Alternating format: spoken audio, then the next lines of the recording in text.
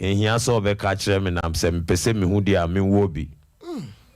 Now or this range man me low do no. It was opium for the first time. Meba na enya dia wo hu bi da. Me hu bi da. Enti sa brano na age e be say. That time I was about 14 years. Mako form 1 form 2 14 years me mo do. Enti me bisa wo say. Ade a wo fi say wa ya wa wo ye dance for say sebi ni tinwini empo peja nani asesa. Yes. Wa ye saying best 10 minutes. Sir. Di ne ba wutrim sa age 14 years na dia ya sebi ya tete wo Kristo mu. Di ne ba wutrim say wo se sohwe a wonso ko sohwe. Ade titi cry ma me desperate says ade we there menya so ahwe. Because then ade pa na to me sisan wo condition within short time say na draw crown na no be den pa.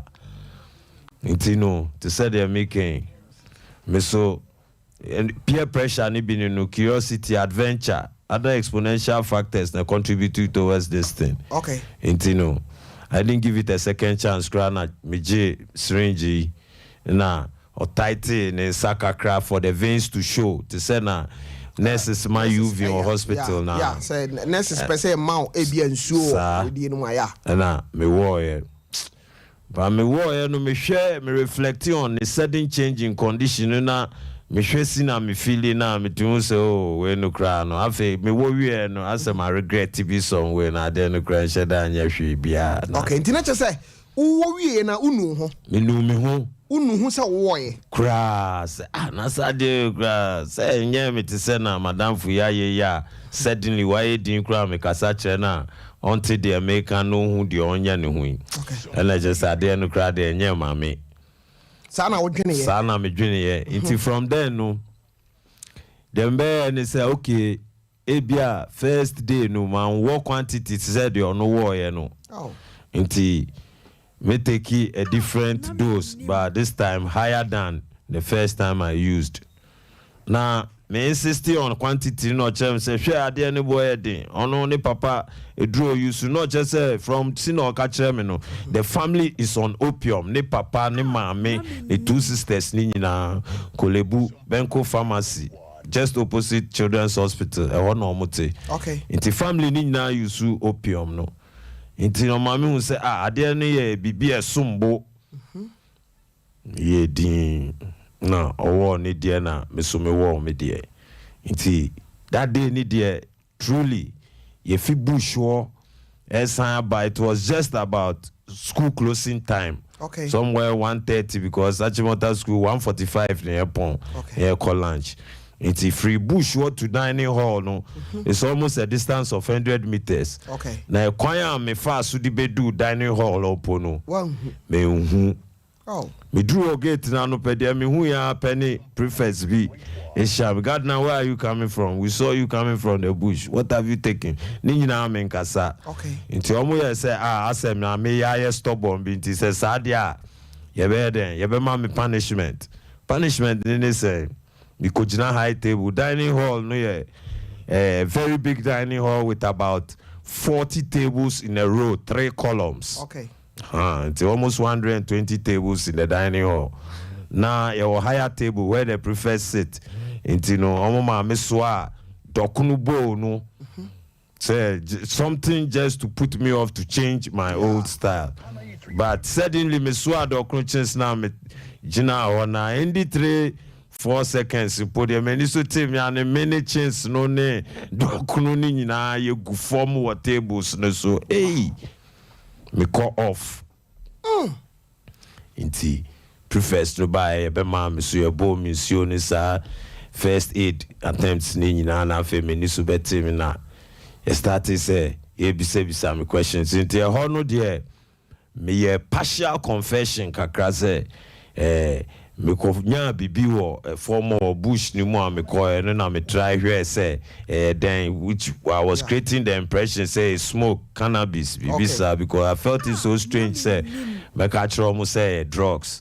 Okay. Bibi sa you know no first time your friend me mama alerting me say my attempt bibi sa me mama so very disciplined to the extent so no there osu begu n'anim ase ne de on no mo begu anim ase wow nti de me ma me ye ne oba school ho with the educational influence no okay and Achimota school those days you refer to discipline committee before you baby say why you say and now you say no you have to take first 12 lashes wow now mixed school I be and so I make a nice girlfriend be of Zambia no ba of Canada or be afi baby a teacher from bank one or now share na child 12 there the abobo notice board say for gross misconduct Kweku Gardener of Kadri House has been lashed 12. How do you feel? Wow. It wasn't easy, but me made 2 devices discipline method no just to help me change. I was your force otie de Kwaku kan a kire say me se na me nim de aya disua Kwaku se ne maame ate no wose se ono obegu nanimu ase de ene wono begu nanimu ase ye wo matan bebre wo ho a wo mayade a enya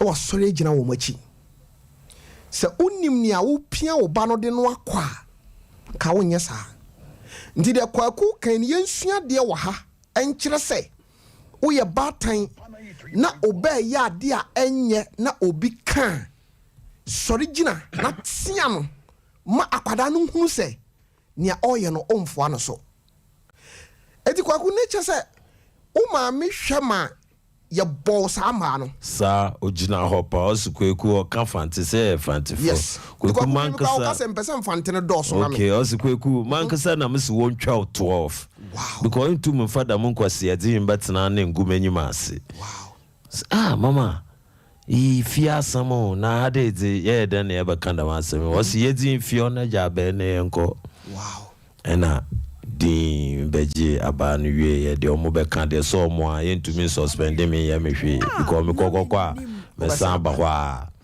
intino eno ti kodae teacher na fe my imagine say me ye bibia sa me make sure say very secretive. Okay. Because at 12 now me ji any dia me ji ndi say my ready 7 sanji at 12 ni biom de biada. Okay. Intino bibia na me ne Robert Mensan ekohia o bush ni mu na ye woye panie no. Another crew nso eba ho ba omo de omo smoky. Okay. Ade ba ko amama mpe smoke especially cigarette. All my life through my addiction na ne say eye bibia people smoke or use it openly. Okay. Yen ferry, yen suro, adi yenchi, na obede na odi ate. And second thought crane, secondary school na okuta jot na waso. Even in a hideout, nkofu ebe attract ya ba unchen. Mesu ye secretive person. Tiye sadi eni di eni se mi yede. Mi ye bi kra. Ne mo di obi ehunu na mi decided se me ye. Me started with cannabis. Weed no. And no na me chichire shit like the way they smoke it. When we are effect near high and the period of euphoria near longer. Wow. And you know, especially the THC reactive with water. Yeah, highly euphoric. And you know, sana na me ye. Avede do time be me teachers are starting complaining. Na gardener sisi ade mas no ye hu hwe. That's why this year ba form. E ba form impair me reasoning. Wow. Intino yeah na be me say no nkofo no mo come one sem do na just so mo disturb me. Inti na wi ni mo mi jai. Ba madam fu ba ko sa damfu ya o senkana minima. Madam fu ba ko ka kire me say o de me be ko beach, ye be ko Labadi beach. Forthcoming Saturday no obi am here border na kamye de nya adwen se me be PF school day student ono ye ne papa de na be school no me na be di na chi ama ya call Labadi beach first day no organizing it nicely me sumafa me leather pouch ya koto wine e dia shame ma fifa me flask ne no ma bi Achimota school de wa hwa afi de ya faka free Achimota school ebedu circle na ebedu ye no akwa na kire kwan bi ye mfa ho na say Labadi taxi wa adenti na wo ma ye nko fa Labadi ka o si o pese o hwa ade o ha ya ansa Ampa. Nye baby papa bia no de me call you. Be 8 to 10 years back, Odona, Circle, Odona Market, presently Odona Market. Okay. Na ho nyina ye baller. Tino, ye full baller no. Ye call baller no so. Hey. Ye ndu baby a ye konupo na meti se enkofo pass rhythms be to say your keke, your dynamite, your rock and tie, your There's a one year son of Samna. Meba inti omo pie, almost so omo kika sanse semi no be akutane small bag, being a small rubber, being a small Joseph, what is going on here? I say keep quiet. Me dinechi sa no frere marketers ne baako. Me hu ya ne say yi enioma bi ya chichiwo cigarette foil ni mu. Ye be for amano no so yi scam omo.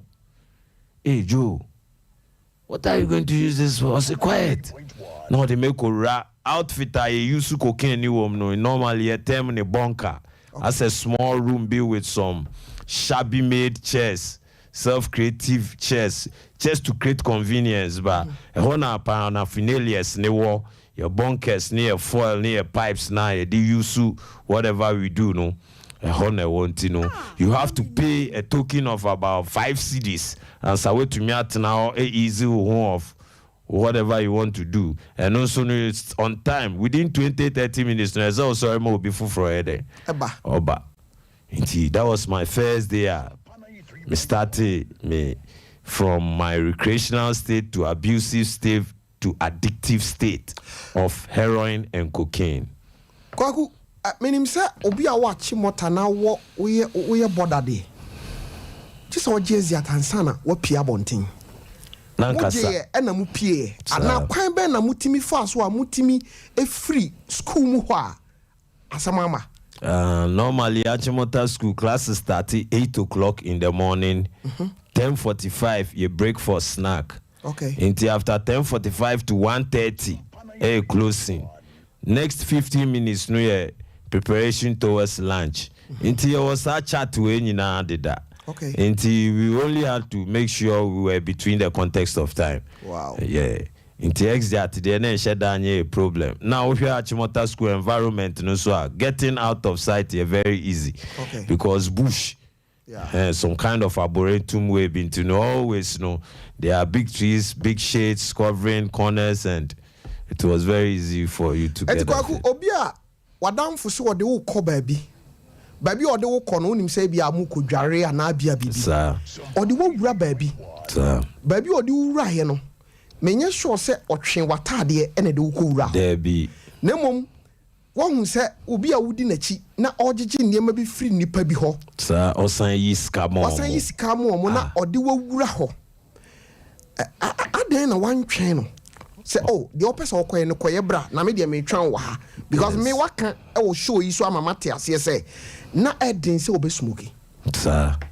Okoye na ho. Na what we need to say curiosity and adventure always break the back of the camel.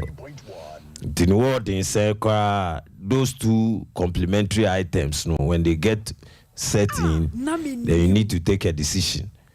Dear man, I had never been to such an environment where marketing, effective cost and effective marketing like that kind goes on. So I know open my eye of curiosity to know what is really here for. Because one shada and kasa me mayenko after now what to turn your man na mi query no. Me na mi decide say me dinechi ako baby a all kono. Okay. Na me kohwe de o ye. Inti ehonu yewura ehonu na me say we yi token bi ama senior junkie if I should say now. Addict. Na ya fixe bon kanu de use cocaine no ya fixe ama no de ahise gusu pan wache. Me hwe no ne ho ya me wan suddenly fifreti no ni mood asesa waye hypo kakra fe de matches bi da wa fa we yes na kwa me de no ye do ya no be den chen Robert de no sad de no office ba ko ma na me hwa de the one I requested me na me request there be one offer me. Okay. Me na me quest for. Inti office ba ko ma me bo wie ye pe first question I'm bisa na ne say ba ko saying. Oh. No see oh, we dey no boy din. I'm saying boy din. Such time na me share Air Max be heavy one e dey free London Abraham. Na one of the sellers ka say mpabwa ne ne fe no marketing. Efe dia and then nkone hwa de. Na me dey agi edro. Me say first day na me tasting cocaine no. Me bago me ade me di base school back me boxer shorts and me singlet me ton me hu nyoma nyina nti afi kra de nipa na de me call na afi why den wabu naga na de ba obade na wo yesi na de dada se ne yanka se na so fro one farmer man so anka be de ya be wie ni de ense no na yanko echi enti na che say day no a first day no cocaine kan wa no yes. Uton pabwa. Me ton me pabwa, me ton me jeans, me school bag, me de koye, me ton ni nyina, me watch, me hun yo me nyina, me ton ye. Ebe school back with me socks. And he borrowed chalewote, borrowed one, bako red, bako green. Bola suni eti na oja bibi papa bene o. Tino. Me dream who say, what peer free school mu? And I will say about school mu. Nti yes ade no wanwene se ebia me bakwara me behia teacher ni bi ana bia me behia obi a sabe me bossa ne hyeme sir empabo akora hyeme we dane sa dwen no eba utimu no wanwene hwe me consider ni nyina but on a second thought no kra na me outstanding appearance no support me narrow escape no because me shatare papa bi na me piefi bushwa na obeka se mako baby okay na hwe de me she chalote red baku green na che se me kra ma hwe mpaboa na me she na nsa me ye den me fa hye bibi na ye den nti nature school ne me first excuse me de be chill eti yen hwe sa bre no a woni wadamfo no koye na bae no na wo say class no na wadu say na no de me wo form 3 a me be call form 4.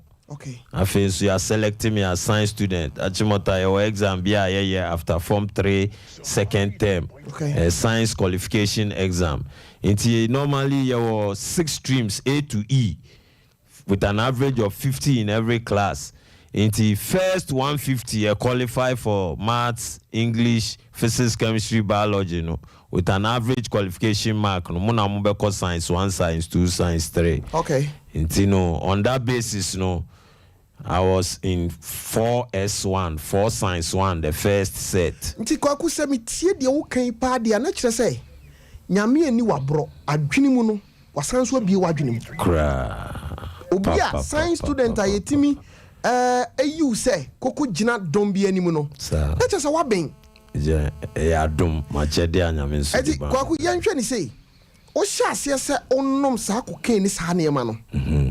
Also catch them say o teacher ni ba ko catch them say o mass e perform sir eye den sa bre no a na on hyase mfa hunwura sa de ni mu no ene odi hunwura bu no na wade sua no o hwa uwe a na etisen e wom say na waben de ba na etisen me anka sami hu changes be per time but de me hu ne say ade no minim age say me nsua ena me mfa book enko class papers, scripts na me metro to be lecture baby no na papers but me started a drone afi sa records ni na me keep biom me was self confidence any esteem to the extent say me betna ho ade obekire bia no metumi ayeden a perform me okay and my sole aim wasn't to achieve the best because afi the a drone started bemu. Into anything that goes, any pass average mark was good for me. Enti after say wo school mana ne onam fufui edi akoniaba omudi wura sa tibia nim no. Se kobasa mo ma convert a na ubefia. Me pese me hwe. Dia na wutimi ye because that time no wabafie. Mommy wo ho, popi wo ho, unuanom wo ho. Sa period no na wo ye den. Eja sa time na me do some pempesu school no there na me papa waka baby did that. Me papa when me when I entered secondary school. He died way back 81. Okay. Then I was primary school. I was 7-8 years by then. In TBBI ya me mama And me mommy had some kind of attitude, irrespective of the discipline and Christian values. No, or belief be say, so my to me ya dear ya yepe. Okay. Inti no I sa inti no building me grounds for isolation. Me tell ho they be a me o me dem they be a say me ko madam for times are me piano obiada times are on the all things started setting in. Okay. You know, everyone who sa until me be do addictive stage, you know. Now titru adia man who yani say everyone after pension, you know.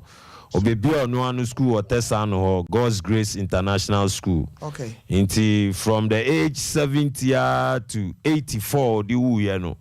And Opebia sorry Jarikoni school.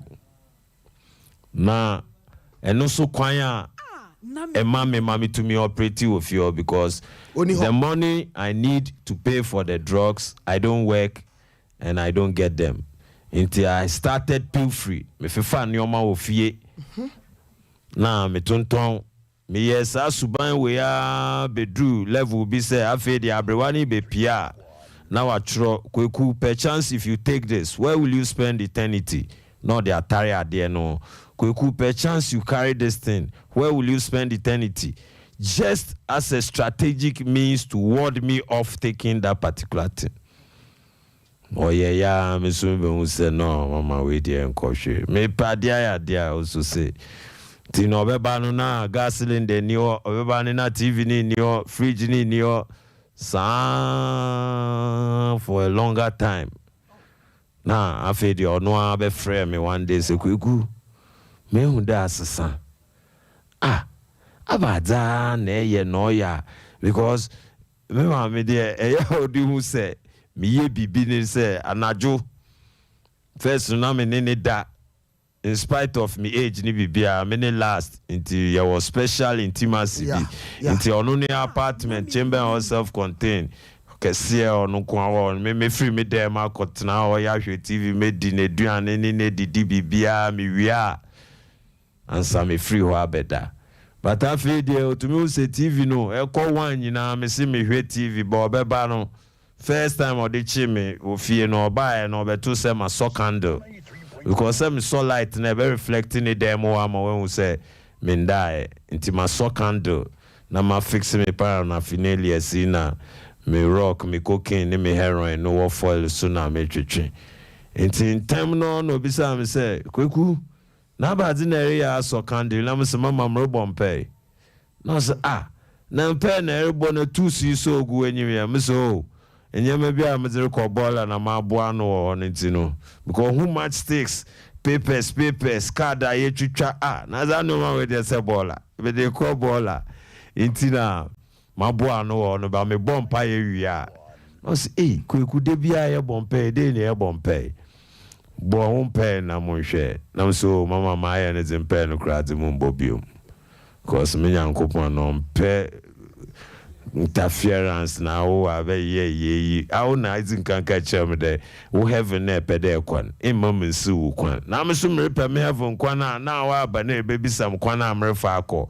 ye hia wo ho na ya atoedo inti it was all crime to pay for the drugs I was craving for. Like I'm saying, it started from home. Afe bedroom pempen subi no afe desire na ekese and with addiction 1 is too many, 1,000 is not enough. Nothing satisfies. And me graduate be do level be at least that you have a gram of heroin and a gram of cocaine before the day comes to an end. And that from the 90s was valuing about 500 Ghana cedi now. So I was spending or I was on a daily expenditure of 500 Ghana cedi for my addiction alone. A day? A day. So that made me develop communist inferior tactic ways of making money. Because school amako nyina na ya adwene nyansa. Na se me akwa wenu nyina na mentumi nye bibia to nye sika de na je se me kra school no mankwa enye into one for me mpese me mates now, me know we school no be who me I drink send me a junkie. So always I kept myself up, body maintenance level high, outward appearance high. But I started by going to them office by office. Charlie me friend I call na my short to say me call here we are na say sa na me DGG scan. Until after 2-3 hours my call office is better na fi dey say me dey kono. Ni nyina no beto aso dodo. Afi nkofo ne hu me. Okay. Until dey say me sisan. This addiction also took me to so many places. Like the prisons on 5 counts. Mako prison 5 times. And yen shani say, me person me share say when we are chimotan ucha kama. Sir. Oba Ken University. Sir. Ubecha years saying. 3 years. Okay. Nti ahano so a oba ye no. Ubenya yonko bi a na ono nso ewo sa suban mu ade ho bonana. Omo de p but the crontia man from me ho ambo adamfo bia menim say owo sa atib na animu say in the first place no me addiction was undercover. Me peso bia be hu pose say na me den me ye nti birds of the same feathers na flock together me de me hu be bo wa e na obe hu nso say na metia no bi so agina kira aka de oyeden na dwen ye no nti na adamfo sem de me mfe nko addiction mu but sikapani mu na ye mititri pa teenage afi de un sheda nya adwuma me nya adwuma out right also wo ya ne se ofa azan kwan so se de be ya obetima satisfy wo ho da bia sa fraud mako prison or fraud 3 times uko YouTube now Google Kweku Gardner me third time I'm medical prison me case na under checking crime foundation Ibrahim Kwatin that time no MTN na finance no yes our crime investigation ni nyina ne saying okay yeah ba na ya ba be hwe kwan a wafa so afede wo free sa tibianum na fraud no de no ho ewram kwaku wo asemo ye bedin komo na asemo ewo mu no eso yemfa seda kase yempanyi sei ne yeso na bati hunu badwam no aya na ne ho na kire se oye dwumadi ati sei na obi se dabi dwumadi a ebo amanfo na esiesi amanfo enti yemfa ye sika emeso wasen tuwe no panyin se nya chiginafo a na etimi tuye me ba cho yemfa seda kase emfa ma 21st clinic the sciatica expert Dr. Penyina wadawa no Dr. Blessed Foster Dog anwumre no nyankopon to no boase na onhia wo wo doctors papa washada ede wo mako training nankasa ebia tutu kwan akoko school so ahodo na da bia no oma won training but I ni say obi biara o tie me anwumre na oto ase twetwon sciatic nerves no ho aka to da bia sama me kan say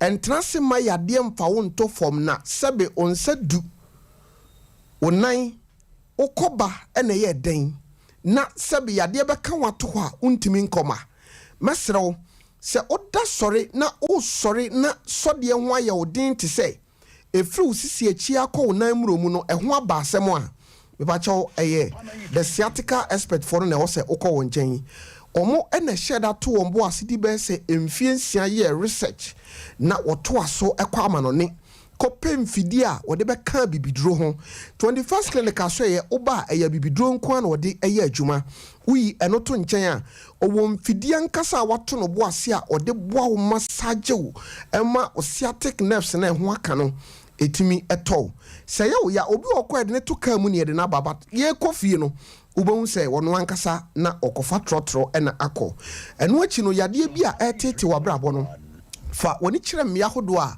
mebubodin omasia 3% ni se woye adwuma pa ena yetoa so edemam se eba sciatica expert for na won krabata no eburo aduonu enya asem keto a kire se sese foforo a wabie no ewo oboase court dan no ho pe bomodin se wodi wani ebe kire ho so woye obi a wo dunkwa outside ho a bomodin se wodi wani ebe kire boase council quarters anase court junction ba bi edi asem no eho na omo sanso na atane ata opposite stadium main gate a ewo enkoko ho asem na meka kirewe ho nso wabie new branch ewo ho sisi awde wani kire takwa Roman stores baby a Zenith Bank wono 21st clinic asoye ewo ho eno edanchen a owo nkranza o brekum o sunyan owo goso dwaboso debiso tema owo ho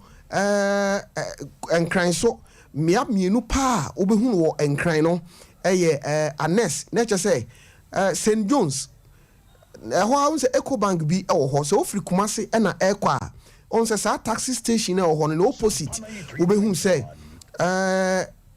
Ecobank dan bi wo ho ofa sa street ni nche ho a ho na ofa eko Domi market ho no plot number 23 udru ho abun se 21st clinic asoye ewo ho tema o Roman Catholic enche ho na obehu Kumasi o ehwa overseas Mampo Road asem na mekan wasan so East Legon no obe American House from 0249 311 311 0249 311 311 na oni womo ento kese pomodin Shannon so maka cho se Facebook no Sompa 93.1 FM eno edanchen na YouTube nso na wo share live enso ewo ho a Sompa TV Ghana anase Sompa FM online radio nso na apese otie ya Shannon so sompaonline.com and atara1media.com ubenye live enso ewo ho me nkokwa ku garden ho na yentwa yen komo no sitikwa kuma me misaw ede di kan pa ofrodo obi daben wo kai Meja Mikaipa, because most of my works, irrespective of Nikesi and the influence he made on general public, I went to prison for them. Inti enya dia mirebe fi bikra. Okay. But before I make call na ma start ya my abu boss no person me fa kwenya we so I recommend the Apostle Kobe Washington for the great work he's doing. Yeah. It is my prayer that God gives him the grace. Yes. Sir. And as a TF for Sugusu, I want to keep you mindful of the fact that Chosen Rehab is a tripartite project, orphanage, rehabilitation, and outreach. We need your kind gestures, your support by way of kind and cash. Your mobile money is 0555 466 374 0555 466 374. God bless you. Major, you better uncommon so. Anything me can be me pay evidence of proof. Okay. Intina my reference to YouTube no case medical prisoner rating as one of the intelligent frauds in the system as of 2012. Wow. Hear me anything. Metna who say AMA is the sole organization almost assassin SM so. I won't cry. Okay. AMA. That is any lame land biadia, it's under AMA. Okay. Apart from lands being the mother body of whatever goes on specifically with lands, no. And you know, device am here and it's okay. Monsieur Diama mehu basis of encroachment, deed of conveyance, any title hold under which I register as CBA cannot be owned on a lease base from the government. Okay. Any deed of conveyance. That's why they do change of ownership. And your ownership documentation, but change of ownership. A binding the equity amount for a period of 70 years. That time, no, now, 70 by 100. Okay. But now, a period of 50 years, title is now 50 years, and it's now 70 by 70. Into having knowledge of all this and my education and academic excellence, no, we decided to say, NMA impersonate AMA. Me who any strategic land bia me who say a what value whether they have started developing it or not, they have started developing impona and care more value to me. In the mayor and say me the mayor AMA signboard me won't conform with me I'm investing AMA signboard now me the basic site so government proposed site for area community hospital. Now who aban no say who assassin who dia kra aban no na de ma o na sa aban de na de be si o sa how the be hospital a obetumi ne na akotwe Dabi masan so amount town and country planning for a contact by me number Into no anybody who meets the signpost on the property no will make that reference. Then me know be can amicably because on basis of encroachment the crane chese wa from. Into no say yes me commit to payment because a chargeable offense. When you encroach on somebody's land, a chargeable offense. Okay. It's only one side of the business. Apart from that, no, so no. Wo nipa kasana baby krona ye kano eye in your care no or documentation so proof. Eti mi bo say my phone ma tie phone tie ni ya. Okoto sasase bi da ba bi a. I'm sure I say a very good for filling station because me wo legal board bi wo ho me amirani. Wa wo legal board. Me wo me legal board. What we do from the beginning was we buy stolen properties until we have a percentage of or value for whichever property it goes for litigation. Okay. What they we then chakraba metumi aton dino without not going to the side. We don't need a structure, a documentation, title registry. This is normal way na. You be paperwork. Eti one kasa na wo share that form team na wo yes ade. Because board need na addicts and we needed because of our educational background no. You hear softer means to raise money to satisfy the addiction and still do strange things. I was here for obi ane maame ne papa de na kusuku. Wasua ngoma. Ohun baabi a odi ne niema ne nam wankasa wo plot bi da baabi no. Na odi signboard abesi so the number ahye so akere se eya aban no na de ne nsa to sa de no so.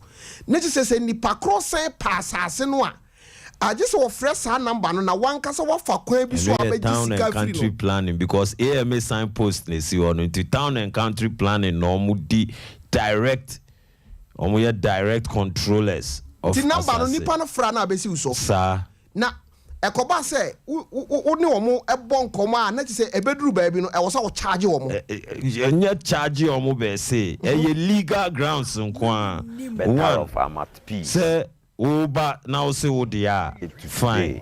May I say your documentation all in the name of Mami can't you for say mumra Facebook sisi ya mumre. But I want to say the program in here. Kweku garden and me bacha bra Facebook. I wo Sompa 93.1 FM. Yeah. Wo de bra ho sisi me pese obehwa de. Yakoyi ni video a Kweku garden na gina ho a okasa. I think I'm say officer be gina ni. Say video ni be start here be hu checking crime foundation. They say na me start here American say. It was one of the intelligent frauds of the time. Until they gave it hearing. Yeah, for long. I was for way there yeah chiwe there because Gauta Ganama. Sir. One say way there. Anyway ye jelu say. We me call 2 years. Ucha 2 years. Ucha 2 years ni nyina. We your first a year na. We cry me third incarceration. Wow. Eti kwaku de me dwen ho ne say akokoduru awo se wutimi di eme signboard ko si baabi ade wo number eto so no na wo nsuro se koba so mkoko huna a criminal case e beti macho minim pass a criminal case but me wo fervent plea ba kwa any legal background me ye echremo you understand why I did that.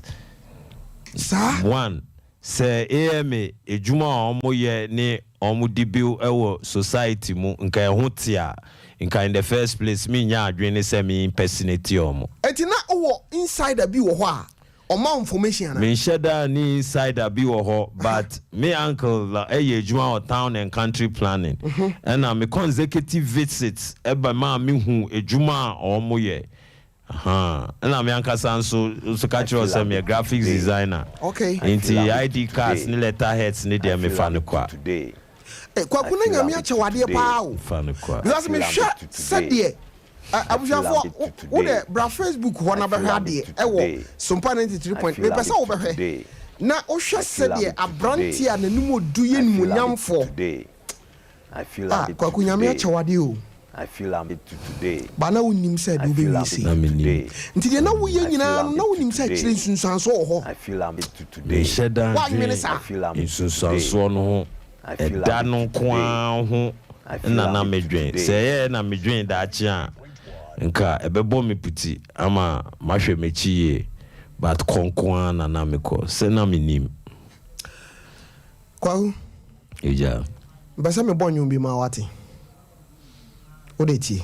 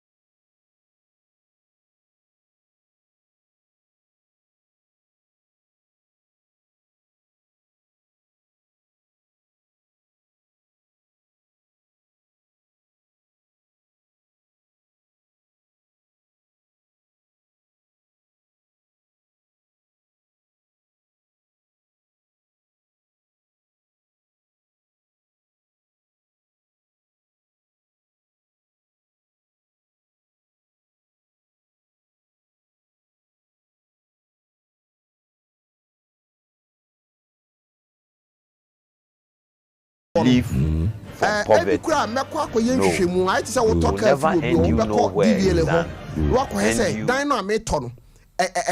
Sorry, Kana metono. I no cra say ebia habo no yi fire wo se bi kra ho odwifa mu nipa na wo to ade no wanye sa ade ni nyina na hwan din na wo so nipa no kra ni me too much say onye sa ade because Mr. Budrani American say or ye michu good as gold omoton basic home electronics or a greedy person. Is a greedy person. Very greedy person. Adentia. Now kasa. The idea when you buy and say me bedru matro me o level area ma befie no. Mrs. Form before Mrs. Form education e ba be start no. Me say me tro me o level we ya me befie me be prepare for sixth form no. And me start here property conscious because at that time my papa was 81. Okay. And it was almost getting to the 90s, 88, 89. Until after that, me started be questions because of exposure na nyoma binti no. After me near ba nyoma biso na feel with that or the man wine na ma da car no way na we. Me tete na me bedroom bibi mo no ankasa ka chem se kweku. Mo lawyer ma oku. Or Zongo Lane, Sawin Chambers, Wankasa Konoho, Namipomuntum and Kanchran Monye, to Wankasa Ko, now Kachran Moedoye. Into after sixth form, Ave Mehuse Achimota school now me koeno. Men down for form schoolmates Nina either Ofri Abrochre and now Wakwa Abrochre. They don't hear you or womb crying it to semi. Eh. And I broached the SMS to me Kobe. Okay. Until they me decided and say, okay, says Adia, me papa properties, me papa testamentary evidence, nature, that is the will. Now ma find ways of filing probate. Okay. Me nya probate ni we are vesting assent via SME and that's transfer of ownership by way of properties and estates. Wow. Me yes sir no money we are. Then I dispose of property no na me the akwa brochure. Into along this line now, me starting my research. The only person I may fall on for financial support was Budrani. Okay. Because no a new tenants were a fee or Tessan Golden Spoon opposite. Now, money apart from Scabia or Debe Mami no, or sign mommy different insight. Kweku, you shouldn't be here. I can help you go abroad. You live all your life there. Forget about your brothers and sisters. And go and live good. You are smart. You are intelligent. Hey, Papa. Did I say, no, push you? Push me or influence me, both physically and spiritually, because Ghana representative for Hare Krishna Association. Okay. Intino, so time ni mwana. Me yes no me mama if ye ya Indian for you wo mu me na me papa di jam we na nkasa wen o kire me chambers so me ko follow ya na fe me start say me ye documentation na me say if ye di akoye ni papers mu sema beba bebe di ene me gia ne dia ne say buy ye ready intima no Budrani no menene can value by way of employing the services of a valuation board number value asset no na eno so nyina is ka investment no the omo beye omo adwuma ni bibia wieye the first documentation I start here me swear affidavit say me other four siblings no normal mandate me to negotiate sale on their behalf. One ado pay. Me ankasa na me de me pay yes. Sabe na o me tiase. Me ma me tiase. Me ma me de oka baby last year pay. Na unuanom so atiase. Me nuanom tiase by isolation na a great because of me lifestyle. Me ma me papa me nana bema or a goldsmith. Me ma me so ne ba penny. And your money nyina what it is cigarette container no mu ni nyina akọ. Ni nyina akọ. Ni nyina akọ. Inti enka masem bon wo fie onti efie na ya bro sign na me ni omote soro no omu nyine ja me ho abadan because ayira no doso tino Sale Kobai. Tell us, I wouldn't you to from Almost jam ho. Kwakuna hunu na omana. Me shada say me when mobile me ankasa me a strange and mean person.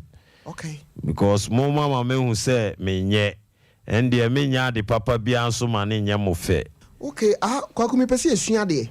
Nti de na unuanom ye wo no san hye wabufuo. And no cry harden me more because it developed my confidence say nothing good can come out of me. If nothing good can come out of me, then in a worse way I should achieve higher aims. Wow. Oh. Intimani after sa document no me be negotiate price ne buy and me chere ne say scano ono anim de me dis scan ye me addiction ni ene member me most important thing ske bia nso amenya na de ba kwa me ne say me invest in education insurance policy for member 2 no because obra me wom no na me will believe ne say I wouldn't make my time.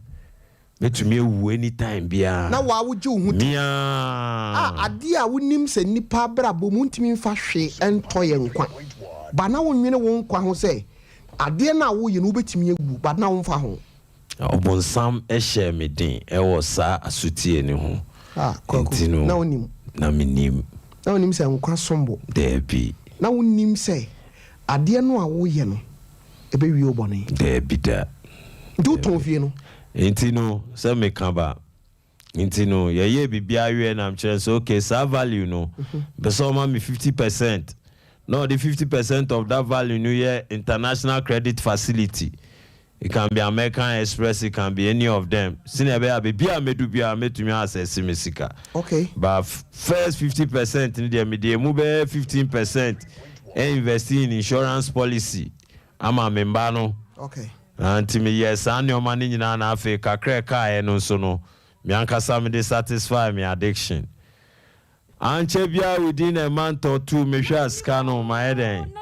Me die wie. Hey. Na meja scanning ni hompo ye pay 5 million a day. Na scan ta ho. Metumi ada. Be month kra na me ndada. Eduane me dey head. Sa de no ukọ first scan by no yiri hu. Me yes, that time no time me yiri dwane jam me outright any nkola ni nyina. Aden. Say me suban no me ready say me eden. Mesesa. Because me mba no kra baby a me kon no me ntina get to no medro no.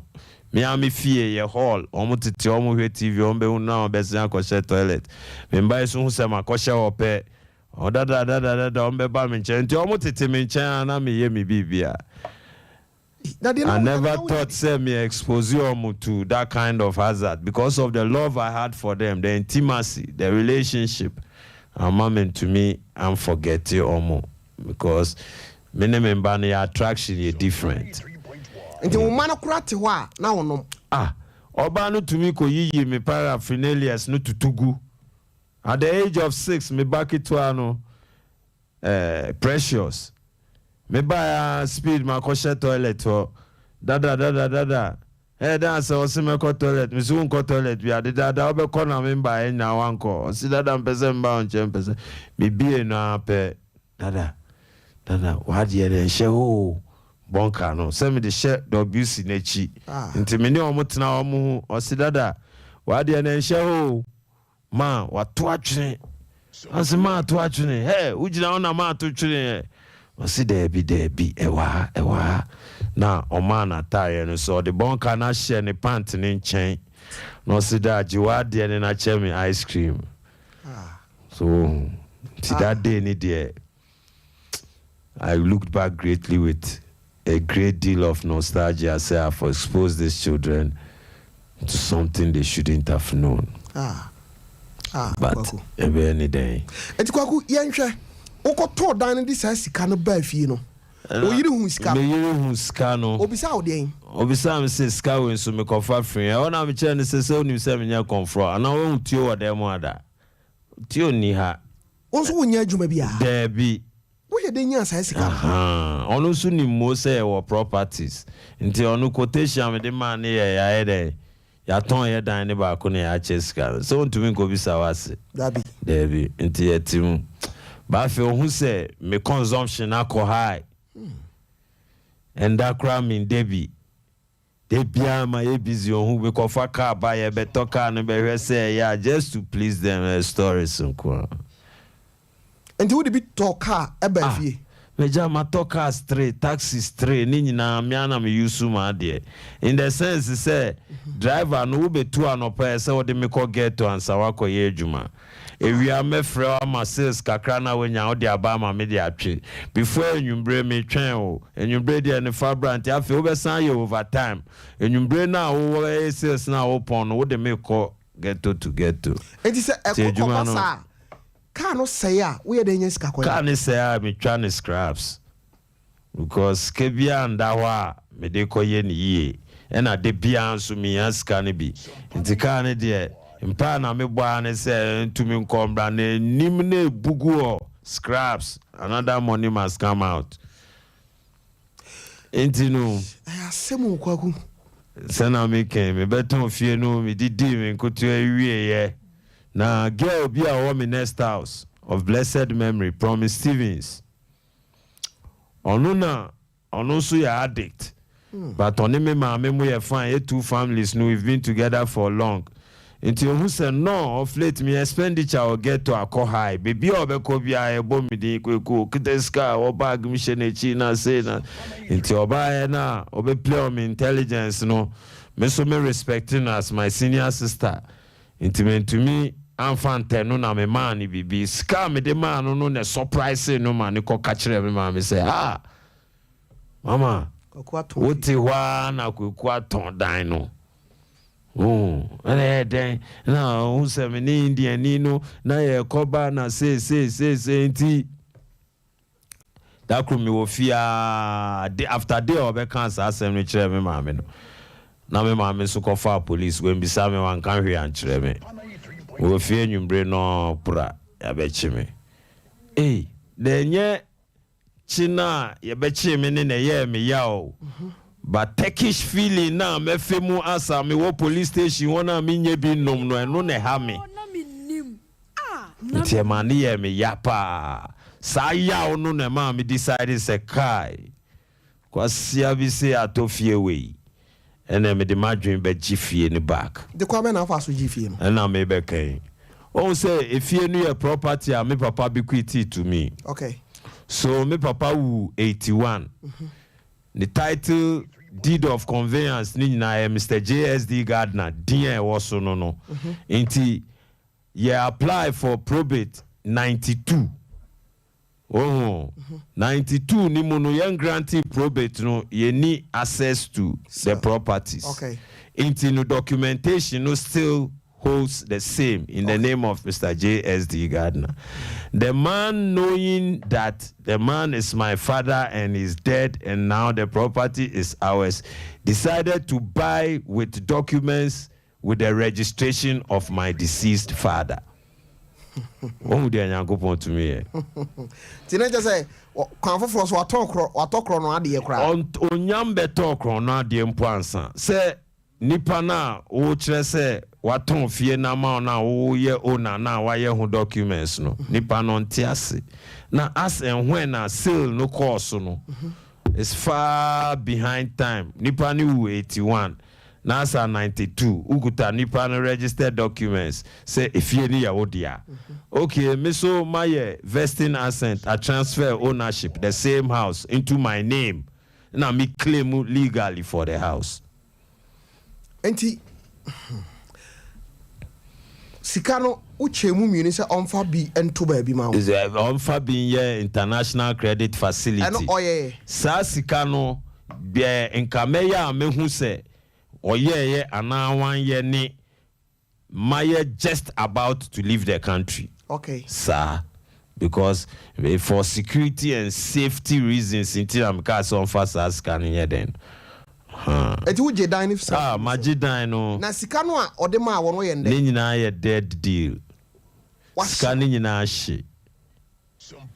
Kwaku wo de wadwene ye se ube wia obi aye free na account mu anase bi a bank bi anase wo yonku bi wo be fakoti kwan bi so ape bibia free no ho e de agigi sika free obi ho. bibisa me kai pa ye Ghana VAT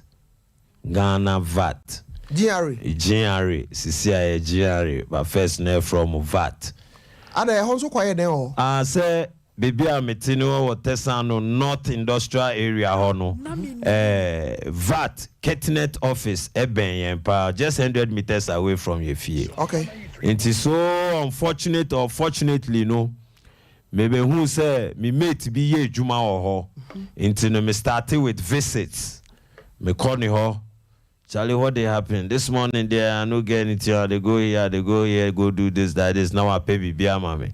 So that time now, yes, I need you know. Me so my dream say, matina kuri mo ko school esua ewa body mu nyansa pe e kire say ye taxes a ye gigi ni ye develop kro no. Na o hwe say to a ye gigi ni nyina na ye develop kro na nka mpempe so a ye wo mu nie. Nka ye roads so atiti say etutu pasa there be say sadi amankasa me setting myself as a role play na makosa investigation ni mu internal evidence to prove this no and the man started say me fa audit letters from madam foni table omo de VAT ka no na me be san we a VAT file and I'm Yankasa and I'm doing Kaka, graphics designer.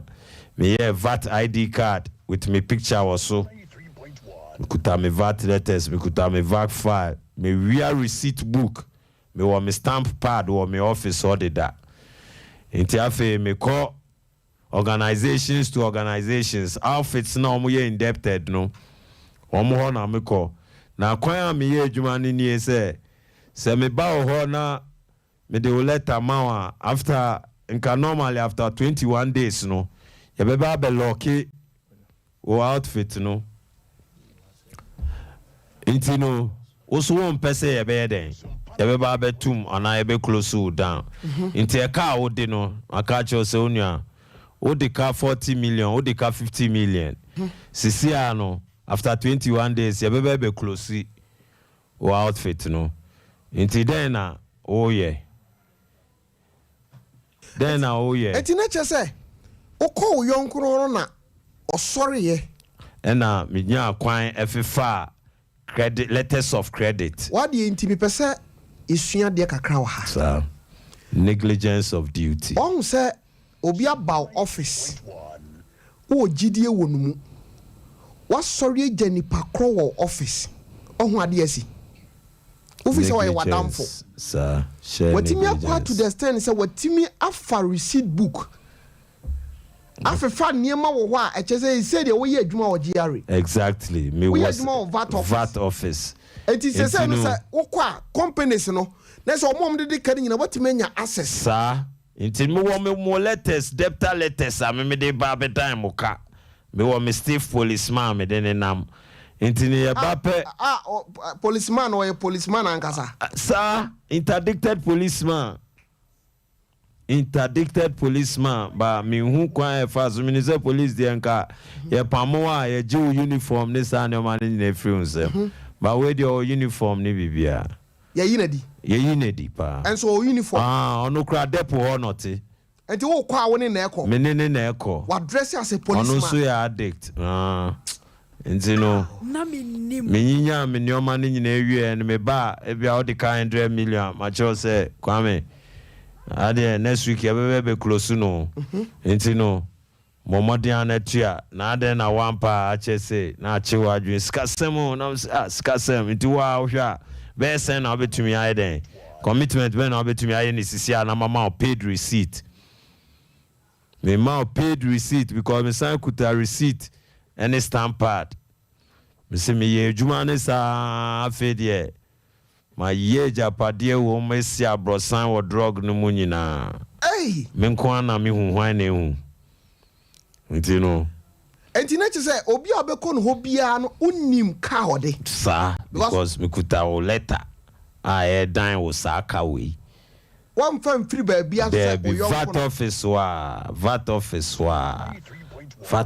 wa say me kan ba enti no yanche say nichi mo ye ko nkwan no ofufuo no anya san de na mpese ye moa no kaka ntino me ye de me ye nyina wie ye me gigi scanner bi da kra no pa me ko VAT office akofa credit letters ni bia me ko ye no police me re mu no police na eye den e de ba asem na me ankasa no nipa me gina ono me bo VAT ID card esan kuta VAT file inti no minim se kai nkofo a chimi de nti hono na me catch police ni say me pese me visit place of convenience okay na omo ma me kwan ena adwen so a me use man say bag na me kuta no hwinim VAT souvenir bi enim VAT souvenirs no ewo me ho ID card VAT file any omo letters no inti me de me bag kese ni ma police ni ono so nim say guarantee e che say me san aiden aba pa na me ra place of convenience so inti ono me dispose of souvenirs ni na with VAT inscriptions no inti me pay by almost started say omo bo me kwedu na me say no let's go to the police station because don't me over VAT all me diagro me ti kra be pai say me bo mo adwen na fast e de me den e ko police station e ko do police station wono e start asem no hearing and I'm implicated Mr. Samuel Blankson Satan no a commissioner for VAT ne 2IC Mr. Bentilencho because omo tu no ye infantifon so a bibi wo omo nsem omo so mpe nim gwase nti se man fan takre omo amaye nyina ye nya asem a na che se me nkwan na me komi prison abra na omo nim nia wo ye no ho hwe omo nhyedan nim de me ye no ho hwe but ejuma no ye such a way say me ba omo outfits Mr. Blankson one me ma me na kwa sorry okay nti oni me pa but onimu say onim say ejuma me ye ni me was a motive no enti na che say obo mu din fra asem no good bra omu nim ho hwe debi sinebe ya menya favor biwo the administration of justice enti no omo ankasa hearing no omo surprise here the ministry's police station Accra no omo san ba esegweku ye ukwe de hotro ti omo pa me cheo kwan a omo betumi di abo ame ane so mbe ma me lawyer na me say lawyer na lawyer be no chen me ankasa manu ati chen lawyer bia me ye fie lawyer inti sadia scanner omo de be ma lawyer no omo fa sa scanner mame omo ye commitment of 20 million that time 94-95 na escapa ntino the next morning court appearance na Jina man biaba neatly dressed. I'm supposed to be adjudicating this case for you. Then same thing. I'm see me. I never need the services of a legal practitioner. Not knowing, you know, an investigator, underground crime investigator. Until you tell me true story, not the evidence against me. To say I'm young for now. To our dear to me, so they are some at home so. Almost asem because a share negligence. Na a man a ban is say mo shehain na mo ye ya nka souvenirs ya me to me di ye adwuma ni na nka menya.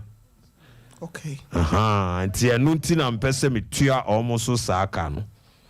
Na o mai oboni. Omo share dan ye me boni ba omo aye oman ni nyina boni because eye kwan a omo so fadidi. Nti me di ni kese ama to kra ba ho ama mo ho aka. Kwaku adan nti wo pese o kire se uhunu bibi wo mo ho se omo nso na VAT sika bi ho mu di ana. Over. Na se untumi nye adwuma water works na nkoji u pay electricity. Baby a wo ye adwuma na e wa na odidi. And they were living over exorbitant life. High level of expenditure. Wow. To me, who said no, I have to break that code. And I truly so no, I entered the code. Na nyame adom so eye adwuma pepepe. We nyame na ye wadomu. Yeah, nyankopon ema sa nneoma wenum nyina etuto ye ma me die hu se me boni mu mpo no. Mehwesi na odom ye o ma me tumi yesa nneoma we. Se manfa ne sa anka me ntumi nsesa. Because the apostle Chren say addiction is nothing that can be treated medicinally. and I'm living evidence to that because my core rehabs more than my core psychiatry addictive substance unit more than finally with the same problem and the same symptoms. 3 psychiatry doctors who call themselves psychiatry doctors diagnosed me differently. You see the evidence of failure, sir. But I could diagnose me narcotic psychotic disorder patient. But I could diagnose me PTSD, post-traumatic psychotic disorder patient. But I could also me conditional impairment of schizophrenia.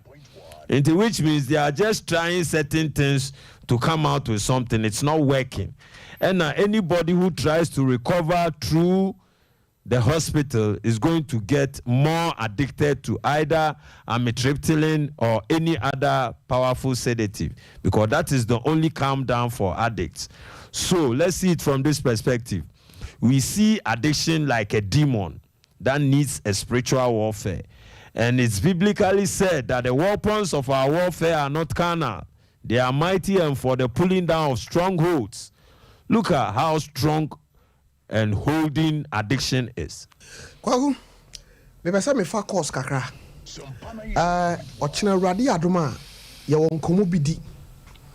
Na abusiafo, mami mi ahoma no mawo na ye mon komo kakra. Me ba cho number no 0511 0551 931931 0551 931 ana say 0548 931 931 we aye dwumadi a watu ni din say na menim ene kwaku gardener na mene no bon komo no na hye nso se abrabo se wanya hwe yi a abeje wonsam me ba cho ebia na wo story a pesa woni ye hye me ba cho program yi ne number yadi ye adwuma eye 024480 9641 024480 9641 o pese oni ye bon komo e wona menim so a ye no ebedi enkomo me ba cho udi ni ba bi afra me free DJ Tofia kwa yes sir hey Kendra yabu sir na hedo wache na mesoma che one share hey ya isi fanyira ye modia ampa nyawanka te nyankufo ashirawo watamfo bewu na otiase obenyina pro 93.1 that's it FM count wa de ni na ya ba ko say o for one time ne mo macho mami tia mo fa ke eduga so bi Sompa Kese3 no anu butu wa fa kwaku wa bie ya ni o wa bie ya ni pa me sa process media na minim kura da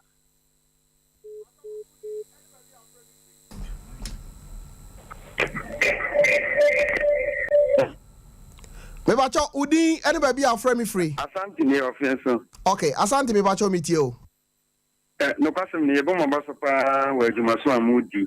Sompa for so da mase Maboa yen wo abrabo ma yahu. Nyema horo ekoso wo aban ko fe di adwuma hye wonsa. Awade nhyiram na mo adwuma mo yen konanim pa. me da se ba cho udi any baby afra me free DJ Tofia kwa international man mo jeje ni do afancho ID college in chama bo amene boss ne di anim je that's yenko na ye nimam kokufu angasa kokufu na angasa mi se me de kokuna dunia bema ya ko yi we free ni emem we so amani pa ye ni ata ho na ye nimam pa me da se Sofia kwa mi so me da se ba cho udi ni baby afra me free Mekasha medinde anka mekasasa picture kwa mai. okay me ba cho metie o be me na Acho in the master a lesson from the program no. okay Because they are all canon. Me hun di ambaka. Chese uye nipa na oye wenyi na utim sama ko tu oyon ko bemba. Hey, this. na me you bia to say me ba ko na ya ho ntaye na wo to china mo ba sa to so kamba na me nya ho e ba cho ye she program na se no nan e na en ha wo kra se wo be chi mu radio ndi afri Sompa mane na hodada e be ba wa ko why okay me da see me ba cho wudin ene ba bi afre free DJ Kiakwa oyibo na china ni ana oyibo na national ba ko pe mate yenko radio ni da na Sompa na 6 to 6 mo bi afa ni sanka me da see na DJ Kiakwa nyakuton sha program we are the by say na me nim ama free any 3 days ya sua de free papa omo odi omo ba ho nyina no obi ani wo be ka say me see skeni wa na say bibi omo hu tro omo bibi na pi omo na di omo ko hye ho nyakuton sha so di program we are be me da see boss ke do obi ami tia no me da see pacho unsu din any ba bi afre me free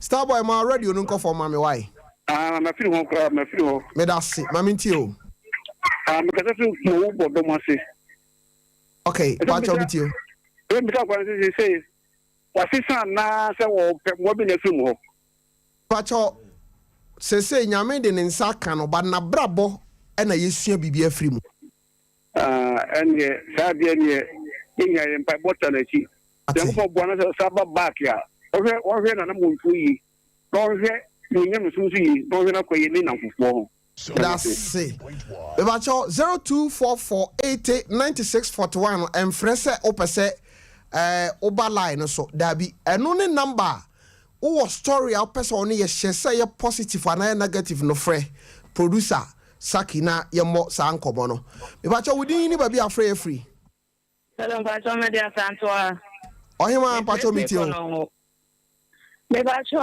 me hia mo number na nka me seek help for my brother ono nso ye ade okay ma send o enro mi tie na nso nyame abro ma send o message Facebook back think I menya mo number na ma seek help for my brother o ye nurse ono nso ye ade sa mate ye wi amemo mo de o number na to edwa me ba cho wudin ene ba bi afre free wa fe na oye gas oven papa no na Obaso international wine ba cho meeting o ma se to fia kwa mpa ya o producers na ma me wine ka tell me say that's producers no hom doso and minister or ha me twena bo so fantastic ma me to fia kwa aso no kuremu Sompa dia sembe ba o hey ha na ye ko ya ye tirisa enkofo esi de ko twetwe ho nyina se enfri nyame yo ene na minim so ya da na die no kuremu na minim pa se enkofo ejai o mo dance nyina se no mo nim se enkofo bi ene ba twetwe ho yo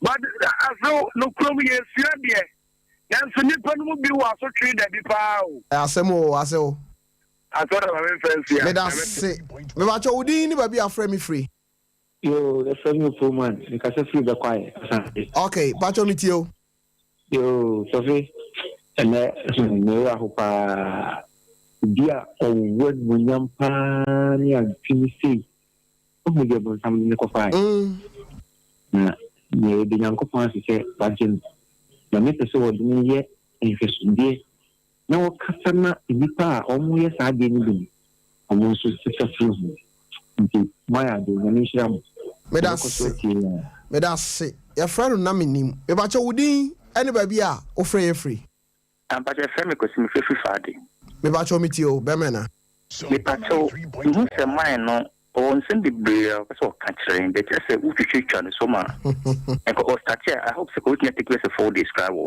ya de brand na ya juwa china urade adoma ye wedi nkomo bi papa and then ni bebre o we blow so catching you see ya so see wiki ate me da se me ba cho unsu din ni ba bi afre me free DJ Tofia kwa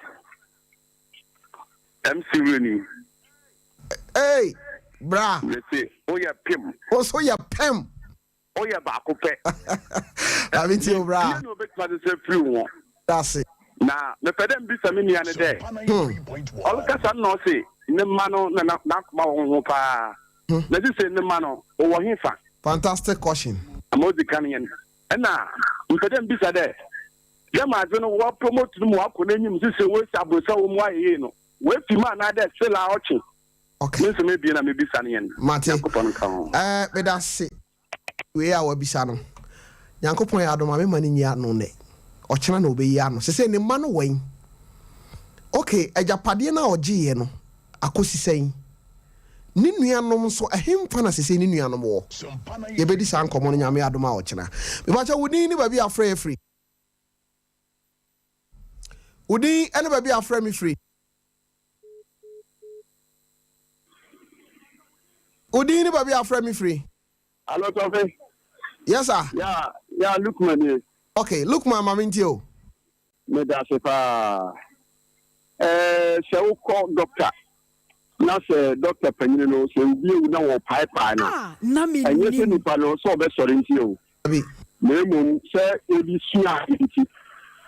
Eni nti no abridi alo since amo share program na se no. Because say abridi alo mo topic na se a masuti ni ye me chi sa nti boni we say ta ye ni fe we say we bia na nanti na busa say intiro say wa saka ni say nyame o de betana na na heavy no say ni nsa o honti e kwa heavy na ye ni nya na beko tra ho e bi kra be duru no di ka dada ho me ba say odi ani ba bi afra me free Hello. Wa ja odi ni ba bi afra me free We fa me Paul ni kasa fe disi ase ejeso. Okay. Paul mamintio. Yo me da mo sifa ani juma amuye. Nyame juma na amuye. Nyame onhira mo. Okay. Na me de na ekosi tiawa me pese me disa abrantie no.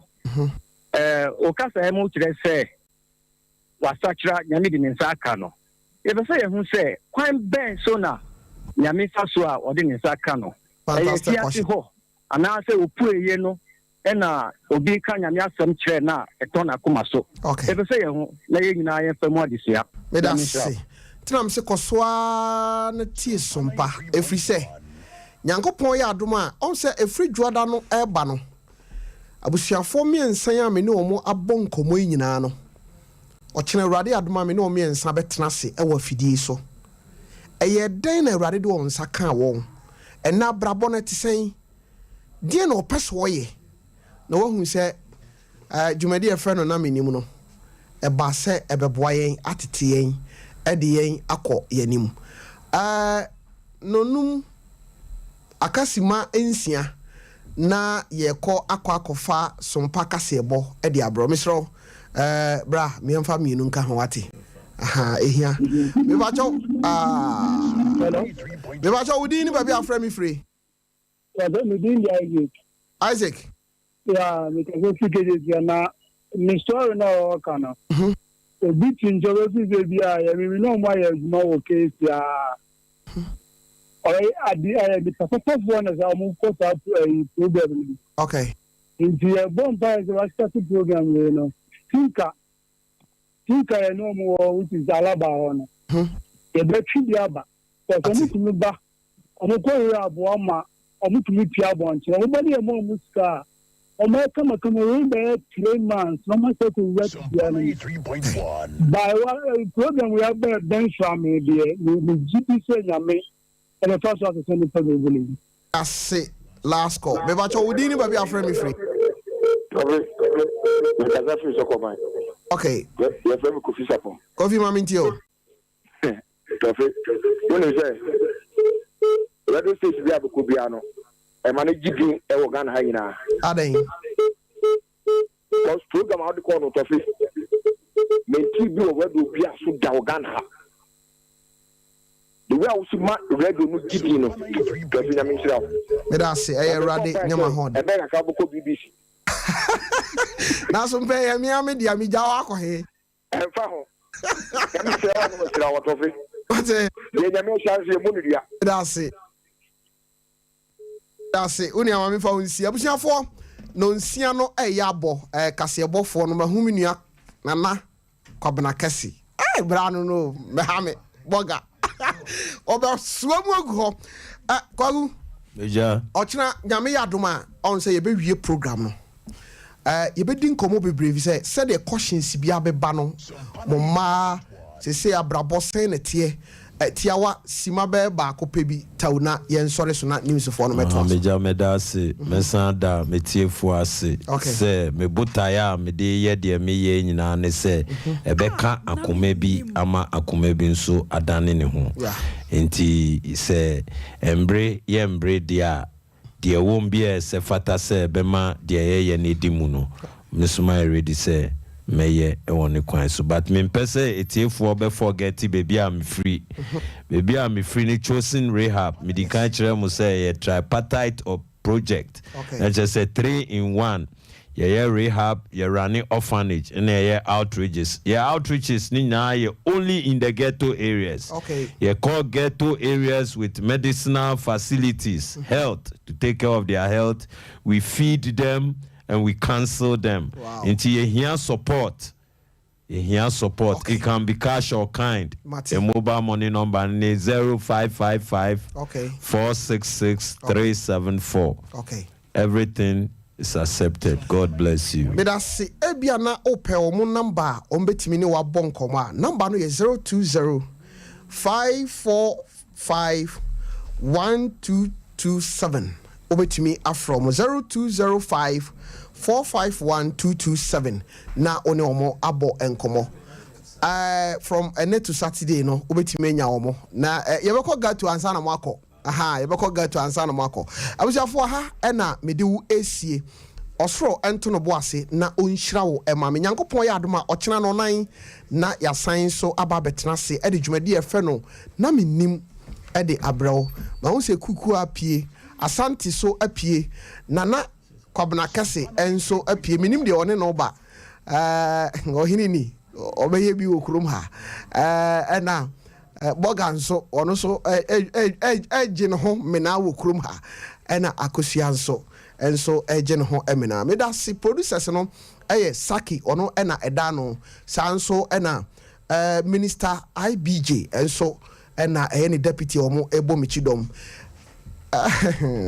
asemo Rocky Junior enso ebo michido me da si nyankopon hirawo me din editor fia kwa nyankopon ya adoma wo kira no pa tia oman hene ewo food for thought na mo manwumre ketachew be ma be kom enya asem ketwa yakrawo sompanie enyumunie sompanie kasie bonie sompanie osompapanie sompanie radio nie yabo yaba sompana 3.4